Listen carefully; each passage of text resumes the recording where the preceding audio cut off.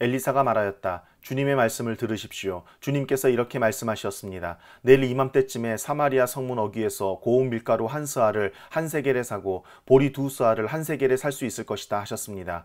그러자 왕을 부축하고 있던 시종 무관이 하나님의 사람에게 대답하였다. 비록 주님께서 하늘에 있는 창고문을 여신다고 할지라도 어찌 그런 일이 일어날 수 있겠습니까? 엘리사가 말하였다. 당신은 분명히 그런 일이 생기는 것을 눈으로 직접 볼 것이요. 그렇지만 당신이 그것을 먹지는 못할 것이요.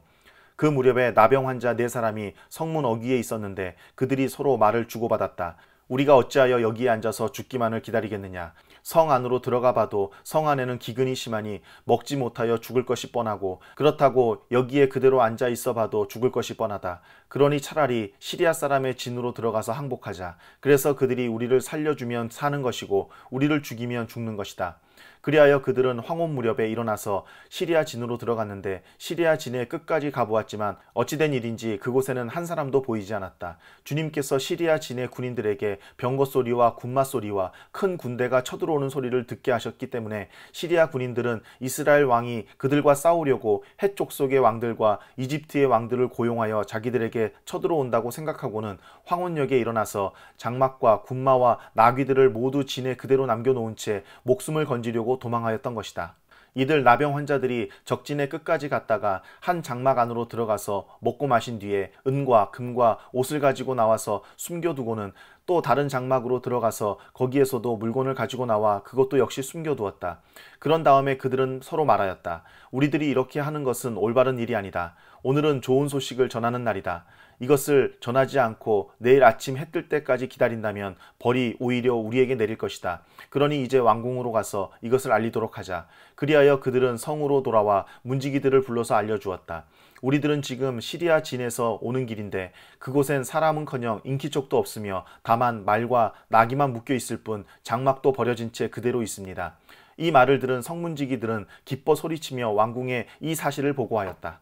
왕은 밤중에 일어나서 신하들과 의논하였다. 시리아 사람들이 우리에게 이렇게 한 것이 무슨 뜻이겠소? 내 생각에는 그들이 분명 우리가 못 먹어 허덕이는 줄 알고 진영을 비우고 들에 숨어 있다가 우리가 성 밖으로 나오면 우리를 생포하고 이 성 안으로 쳐들어오려고 생각하는 것 같소. 그러자 신하 가운데 하나가 의견을 내놓았다. 이 성 안에 아직 남아있는 5필의 말은 이 성 안에 남아있는 이스라엘 모든 사람의 운명과 마찬가지로 어차피 굶어 죽고야 말 것이니 이 말에 사람을 태워 보내어서 정찰이나 한번 해보시는 것이 어떻겠습니까? 그래서 그들이 말 2필이 끄는 병거를 끌어내니 왕은 그들을 시리아 군의 뒤를 쫓아가도록 내보내면서 가서 알아보라고 하였다. 그들이 시리아 군대를 뒤따라 요단강까지 가보았지만 길에는 시리아 사람들이 급히 도망치느라 던져버린 의복과 군 장비만 가득하였다. 군인들은 돌아와서 이 사실을 왕에게 보고하였다. 그러자 백성들은 밖으로 나가서 시리아 진영을 약탈하였다. 그리하여 주님의 말씀대로 고운 밀가루 한 스아를 한 세겔에 보리 2스아를 한 세겔에 거래할 수 있게 되었다. 그래서 왕은 자신을 부축한 그 시종 무관을 성문 관리로 임명하였다. 그러나 백성이 성문에서 그를 밟아 죽였는데 왕이 그의 부축을 받으며 하나님의 사람을 죽이려고 왔을 때에 하나님의 사람이 예언한 그대로 그가 죽은 것이다. 그때 하나님의 사람이 왕에게 말하였다. 내가 내일 이맘때쯤이면 사마리아 성 어귀에서는 보리 2스아를 한 세겔에 고운 밀가루 한 스아를 한 세겔에 거래할 것이라고 말하였을 때에 그 시종 무관은 하나님의 사람에게 비록 주님께서 하늘에 있는 창고문을 여신다고 할지라도 어찌 이런 일이 일어날 수 있겠느냐 하고 큰 소리를 쳤습니다. 그래서 내가 말하기를 당신은 분명히 그런 일이 생기는 것을 눈으로 직접 볼 것이요 그렇지만 당신이 그것을 먹지는 못할 것이요 하고 말하였습니다. 그래서 그에게 이런 일이 일어나게 된 것이며 그가 성문 어귀에서 백성에게 짓밟혀 죽은 것입니다.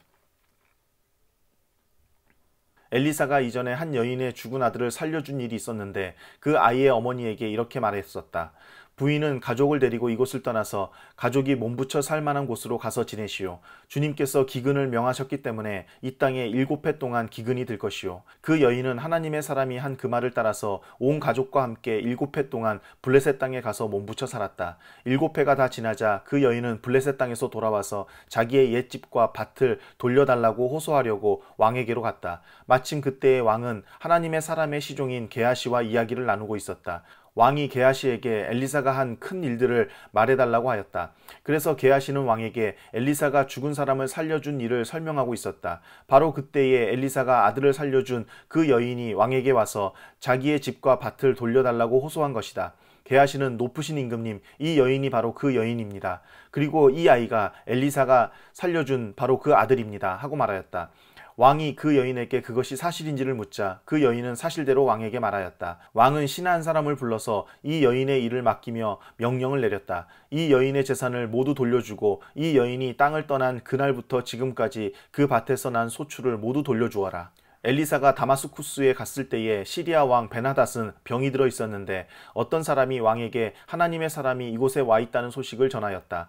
왕이 하사엘에게 말하였다. 예물을 가지고 가서 하나님의 사람을 만나시오. 그리고 그에게 내가 이 병에서 회복될 수 있겠는지를 주님께 물어보도록 부탁을 드려주시오. 하사엘은 다마스쿠스에서 제일 좋은 온갖 예물을 낙타 40마리에 가득 싣고 몸소 예를 갖추어 하나님의 사람을 만나러 갔다. 그리고 그의 앞에 서서 말하였다. 예언자님의 아들 같은 시리아 왕 베나닷이 나를 예언자님에게 보냈습니다. 왕은 자신이 이 병에서 회복되겠는가를 여쭈어 보라고 하였습니다. 엘리사가 그에게 말하였다. 가서 왕에게는 회복될 것이라고 말하시오. 그러나 주님께서는 그가 반드시 죽을 것이라고 내게 계시해 주셨소. 그런 다음에 하나님의 사람은 하사엘이 부끄러워 민망할 정도로 얼굴을 쳐다보다가 마침내 울음을 터뜨렸다. 그러자 하사엘이 예언자님 왜 우십니까? 하고 물었다. 엘리사는 다음과 같이 말하였다. 나는 그대가 이스라엘 자손에게 어떤 악한 일을 할지를 알기 때문이요. 그대는 이스라엘 자손의 요새에 불을 지를 것이고 젊은이들을 칼로 살해하며 어린 아이들을 메어쳐 죽일 것이고 임신한 여인의 배를 가를 것이요. 하사엘이 물었다. 그러나 걔보다 나을 것이 없는 나 같은 사람이 어떻게 그런 엄청난 일을 저지를 수 있겠습니까? 그러자 엘리사가 말하였다. 주님께서 그대가 시리아 왕이 될 것을 나에게 계시하여 주셨소. 그는 엘리사를 떠나서 왕에게로 돌아갔다. 벤하닷 왕이 그에게 물었다. 엘리사가 그대에게 무엇이라고 말하였소? 그가 대답하였다. 엘리사는 왕께서 틀림없이 회복될 것이라고 말하였습니다. 그 다음날 하사엘은 담요를 물에 적셔서 벤하닷의 얼굴을 덮어 그를 죽였다.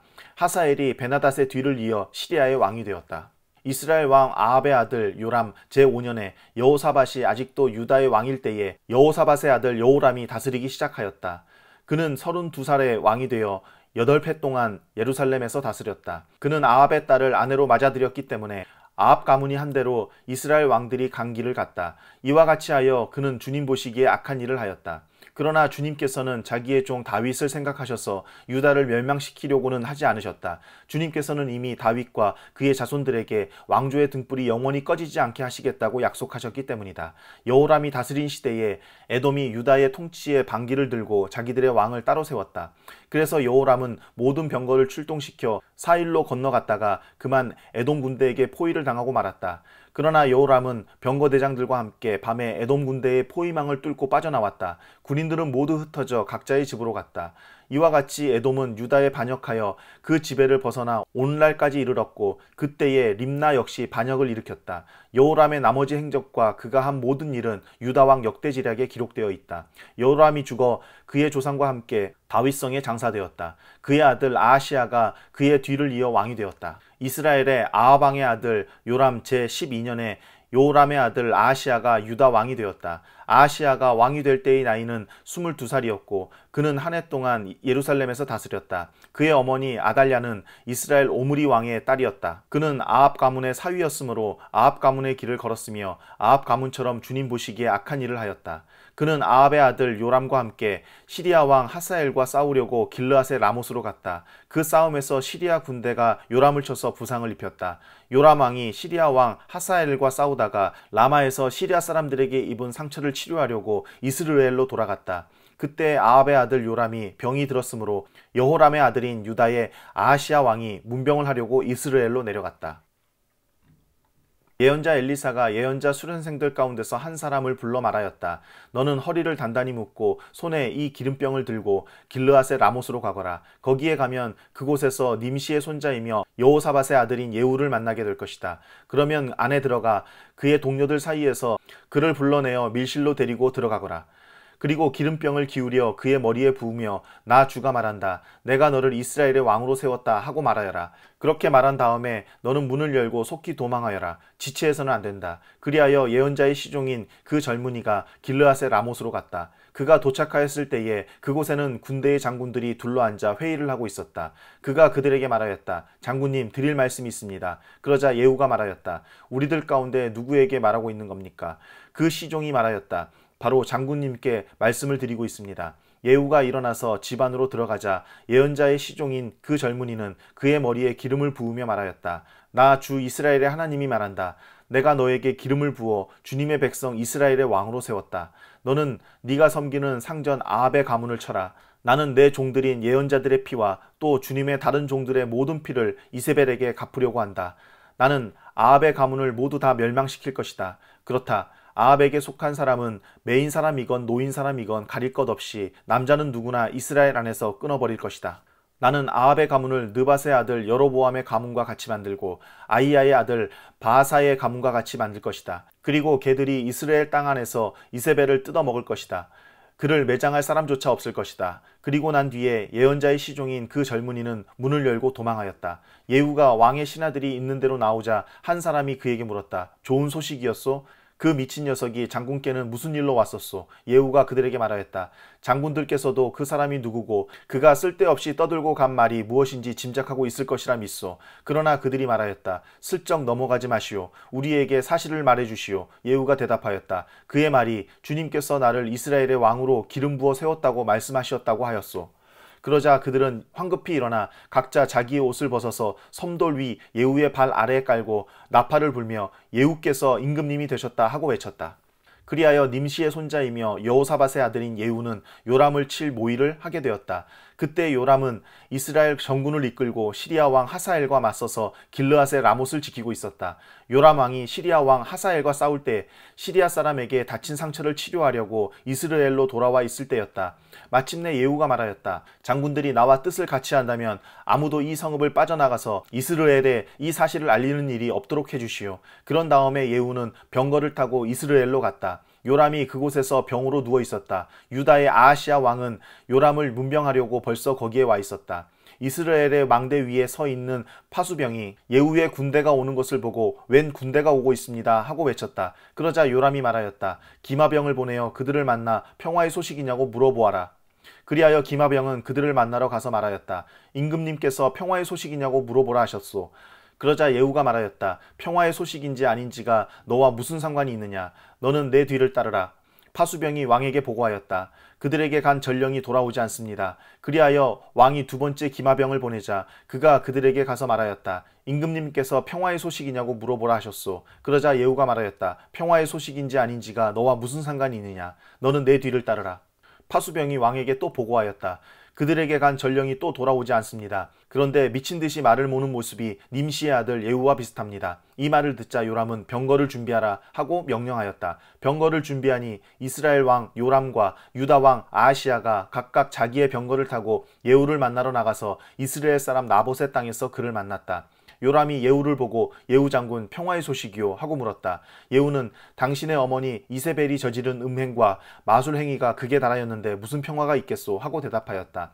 요람이 그의 손에 쥔 말곶비를 급히 돌려 도망하면서 아하시아에게 소리쳤다. 아하시아 임금님 반역이요. 예후가 힘껏 활을 당겨 요람의 등을 겨누어 쏘자 화살이 그의 가슴을 꿰뚫고 나갔다. 그는 병거 바닥에 엎드려졌다. 예후가 요람의 빛깔 시종무간에게 말하였다. 그 주검을 들고 가서 이스라엘 사람 나봇의 밭에 던지시오. 당신은 나와 당신이 그의 아버지 아합의 뒤에서 나란히 병거를 타고 다닐 때에 주님께서 그를 두고 선포하신 말씀을 그대로 기억할 것이오. 주님께서 아합에게 내가 어제 나봇과 그의 아들들이 함께 흘린 피를 분명히 보았다. 바로 이 밭에서 내가 너에게 그대로 갚겠다. 이것은 나 주의 말이다 하고 말씀하셨소. 이제 당신은 그 주검을 들고 가서 주님의 말씀대로 그 밭에 던지시오.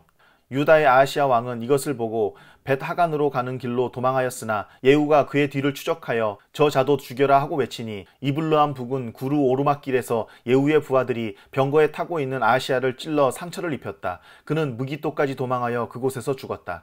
그의 부하들이 그를 병거에 실어 예루살렘으로 운반하고 그를 다윗성에 있는 그의 조상들의 묘지에 함께 장사 지냈다. 아합의 아들 요람 왕 제11년에 아하시아가 유다를 다스리는 왕이 되었다. 예후가 이스라엘에 이르렀을 때에 이세벨이 이 소식을 듣고 눈화장을 하고 머리를 아름답게 꾸미고는 창문으로 내려다보았다. 예후가 문 안으로 들어오자 이세벨이 소리쳤다. 제 주인을 살해한 시므리 같은 자야. 그게 평화냐? 예후가 얼굴을 들어 창문을 쳐다보며 소리쳤다. 내 편이 될 사람이 누구냐? 누가 내 편이냐? 그러자 두세 명의 내관이 그를 내려다보았다. 예후가 그들에게 명령하였다. 그 여자를 아래로 내던져라. 그들이 그 여자를 아래로 내던지니 피가 벽과 말에게까지 튀었다. 예후가 탄 말이 그 여자의 죽음을 밟고 지나갔다. 예후가 궁으로 들어가서 먹고 마시다가 말하였다. 이제 저 저주받은 여자를 찾아다가 장사를 지내주어라. 그래도 그 여자는 왕의 딸이었다.